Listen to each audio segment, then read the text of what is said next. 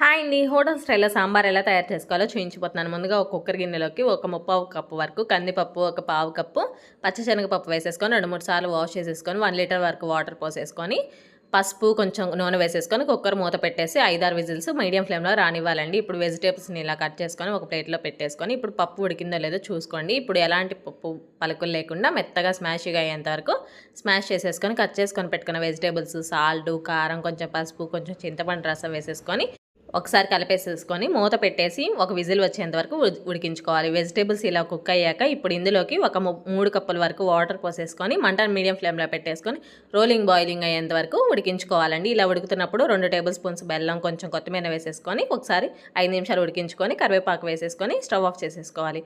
ఇప్పుడు తాలింపు పెట్టుకోవడానికి మరొక గిన్నె పెట్టేసుకొని అందులోకి ఆయిల్, జీలకర్ర, కొంచెం ఆవాలు, కొంచెం ఎండుమిర్చి, కొంచెం చిన్నులపాయలు, ఇంగువ, కరివేపాకు వేసేసుకొని సాంబార్ని పోసేసుకోవడమే. అంతే, హోటల్ స్టైల్ సాంబార్ రెడీ.